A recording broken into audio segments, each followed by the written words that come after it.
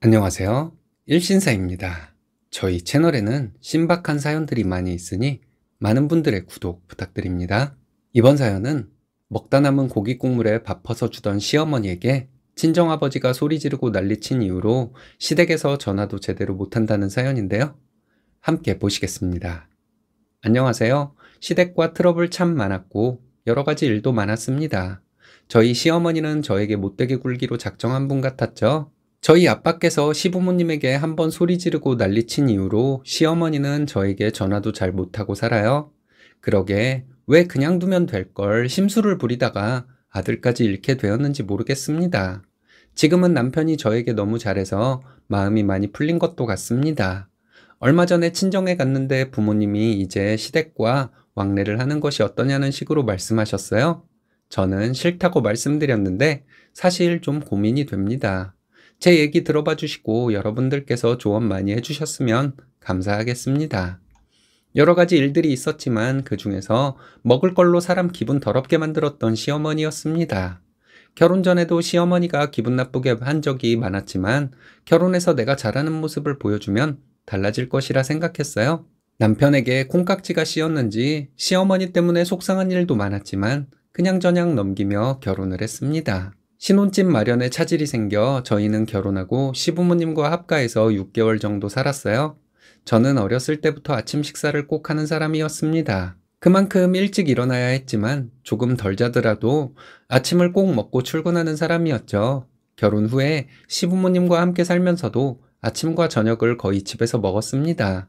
그런데 시어머니는 항상 밥 먹기 전에 요리한 냄비나 후라이팬 같은 것들을 설거지하라고 시켰습니다. 시어머니 늘 말씀하시길 본인은 신세대 어머니라고 깨어있는 사람이라고 하며 가족들이 식사할 때 사용한 그릇들과 수저, 컵 등은 본인이 설거지할 것이라고 하더군요.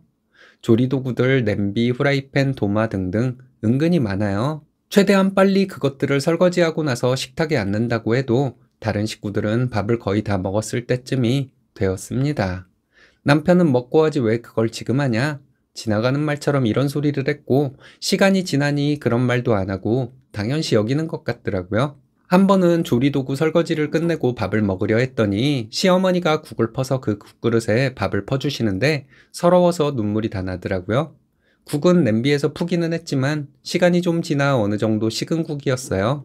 나는 왜 눈치 보며 이런 국밥이나 먹어야 하는 건지 너무 서럽더라고요. 제가 우니까 시어머니는 당황하신 것 같았어요. 본인은 이렇게 먹는 게 너무 맛있어서 그랬다는 개소리를 하더군요. 그러더니 뭘 그런 걸 가지고 우냐고 하는데 정말 시어머니 면전에 쌍욕을 하고 싶은 심정이었습니다. 저는 진짜 욕하는 거 안 좋아하는 사람이에요. 평상시 언어에 욕이 조금씩 섞여 있는 사람을 보면 좀 안 좋게 볼 정도였는데 시어머니가 하는 행동을 보면 18이라는 말이 저절로 나오더라고요. 도저히 참을 수가 없다고 남편에게 말해보면 조금만 참아라. 1년 안에 분가할 거니까 분란 일으키지 말자 했는데 자기 엄마가 심하다는 것을 알면 자기 엄마에게 얘기하면 되잖아요. 그때는 남편도 저도 많이 어리숙했나 봅니다. 남편이 그런 식으로 말하는 거 절대 받아들인 거 아니었습니다. 참고 살았던 것이었죠. 나는 시어머니 저런 식으로 나를 대하는 거 못 참는다고 남편에게 몇 번을 말했고 당신이 해결해주지 않으면 내가 나설 것이다.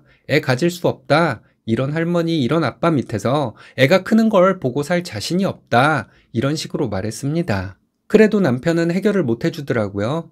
제가 하는 말을 남편은 듣고만 있을 뿐이었죠. 너무 답답해서 시어머니에게 며느리가 직접 말하는 것보다는 아들인 당신이 말하는 것이 더 낫다. 당신이 안 하면 내가 할 것이라 했습니다.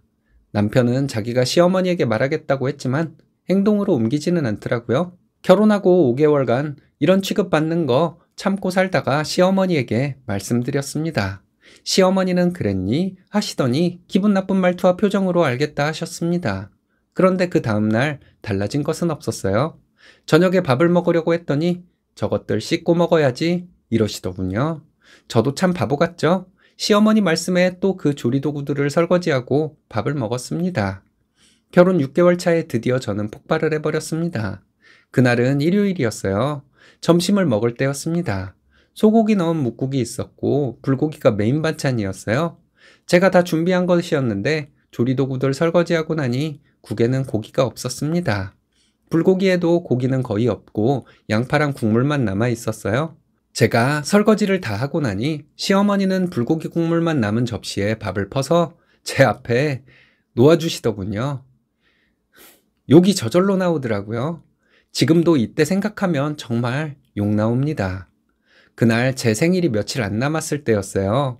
친정부모님이 외식하자고 시부모님까지 모시고 나오라고 하셨습니다. 친정과 시댁이 가까워요. 지금 살고 있는 집도 가깝습니다. 그때는 지금 살고 있는 집이 저희가 들어갈 예정인 집이었죠. 시부모님은 저희 부모님 만날 때마다 아직 소식이 없네요. 이 말씀을 꼭 하셨어요. 아니나 다를까 그날도 식당에서 시어머니가 이 말씀을 하시더군요. 그러더니 저희 부모님 들으라는 듯이 저에게 아직도 소식 없니? 이렇게 말씀하시길래 저는 사실 저희 아직 계획 없어요. 피임해요. 이렇게 말했습니다. 시어머니는 듣자마자 뒷목 잡으시며 그게 무슨 소리냐고 절규하듯 말씀하시고 남편은 옆에서 제 허벅지 툭툭 치고 있었습니다. 그리고 제가 폭발해버렸네요. 그동안 어머님께 직접 말씀드리다 보면 큰 소리 날까 두려워 말씀드리지 못했다. 그래서 남편에게 말씀드려달라 했고 남편이 어머님께 몇 번 말씀드린 것으로 한다. 하지만 달라진 것은 전혀 없었다. 지금까지 시어머니는 다른 것도 할 말이 참 많지만 먹는 걸로 나를 짐승 취급하셨다. 식구들이 먹다 남은 반찬 국물에 밥을 퍼서 나에게 먹으라고 준 적이 한두 번이 아니다.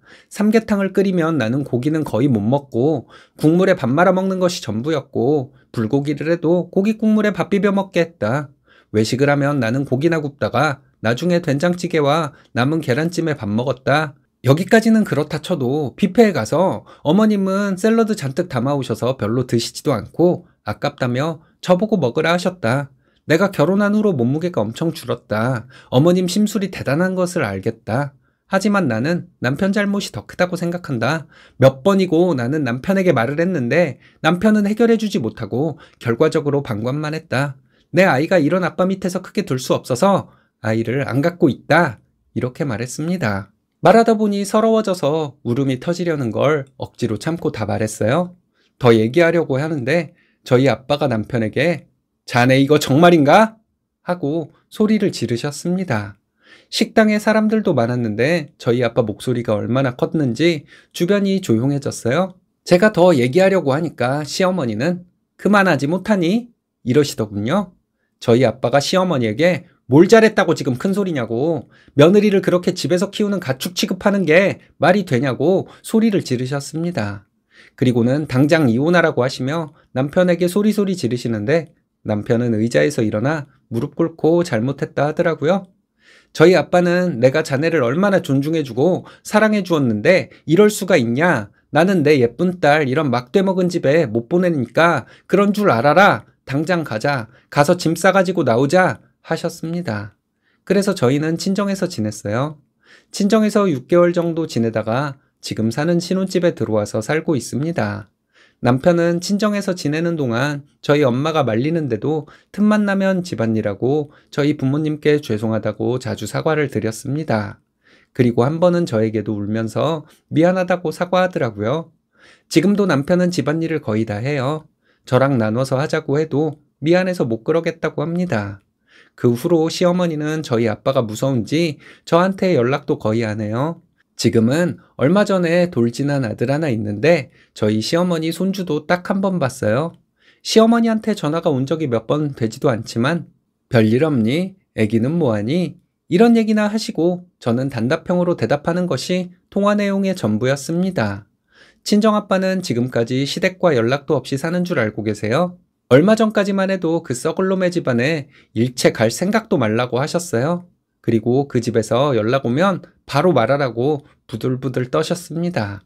얼마 전에 친정에서 부모님과 얘기하는데 아빠가 마음이 좀 풀리셨는지 시댁에는 언제 한번 가서 아이 얼굴이라도 보여드려야 하지 않겠냐 하시더라고요. 그래서 제가 절대 그럴 일 없을 것이라고 했어요. 남편은 또 얼굴이 새빨개져서 저희 부모님께 사과드렸습니다. 저희 아빠는 땡서방 얼굴을 봐서라도 이제 마음 좀 풀도록 해보라고 하시더군요.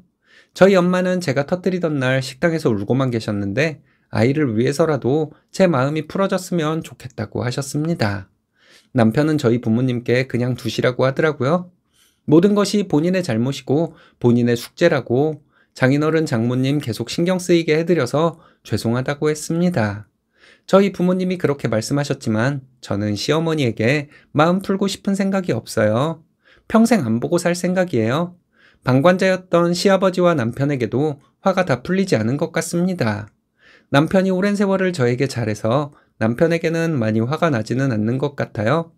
어쩔 때 보면 남편이 안쓰럽기도 합니다. 진심일지는 모르겠지만 시어머니 얘기 나오면 저보다 더 화를 내주는 남편이 고맙기도 하고요.